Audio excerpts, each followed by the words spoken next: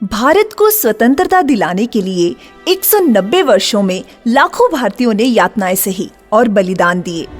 Documented evidences यानी कि लिखित रूप में लगभग 13,500 सेनानियों और शहीदों के नाम उपलब्ध हैं।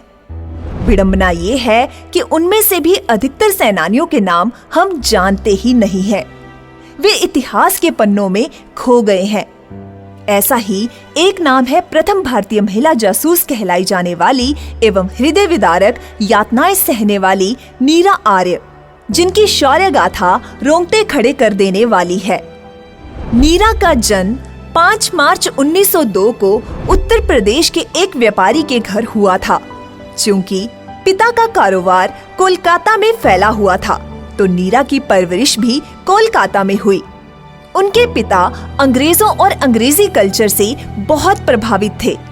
इसके विपरीत नीरा के मन में राष्ट्र प्रेम की ज्वाला धधकती रहती थी। वह नेताजी सुभाष चंद्र बोस की अनन्य भक्त थी।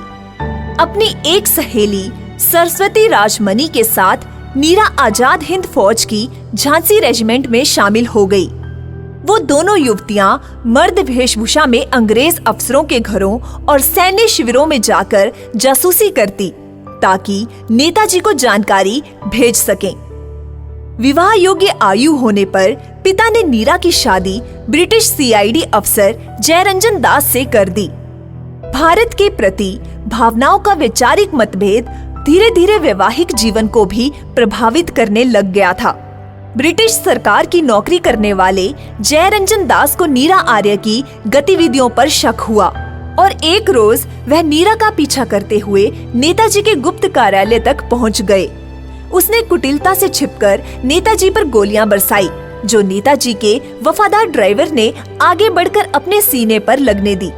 इससे पहले जयरंजन दास नेताजी पर दोबारा निशाना लगाता, नीरा आर्य ने तीव्र गति से चाकू निकालकर अपने पति के पेट में घोंप दिया। जयरंजन दास की तत्काल मृत्यु हो गई। अपने पिट्ठू अफसर की मौत को ब्रिटिश सरकार कैसे बर्दाश्त कर सकती थी। नीरा आर्य को हिरासत में ले लिया गया। मुकदमा चला और अंडमान की सेल्युलर जेल में आजीवन कारावास की सजा हुई। वहाँ नीरा आर्य को अमानवीय यातनाएं दी गई। नेताजी के बारे में प्रश्न पूछे जाते तो नीरा का एक ही जवाब होता कि नेताजी हमारे पूजनीय हैं। गुस्से में पागल जेलर ने लोहार को बुलाकर आदेश दिया कि अपने औजारों के साथ नीरा आर्य का दाहिना स्तन काट दिया जाए। सेल्युलर जेल की बेदर्द ऊंची दीवारों में नीरा आर्य की चीखें सिमट कर रह गई। खैर, भारत की स्वतंत्रता के बाद अन्य कैदियों की भांति नीरा आर्य को भी स्वतंत्र हवा में सांस लेने का अवसर मिला, परंतु ऐसा अवसर किस काम का कि जिस वीरांगना ने अपना निर्वाह हैदराबाद में फूल बेचकर किया। 26 जुलाई 1998 को हैदराबाद के ओस्मानिया अस्पताल में भारत की सत्यनिष्ठ और कर्तव्यनिष्ठ सुपुत्री ने आखिरी सांस ली।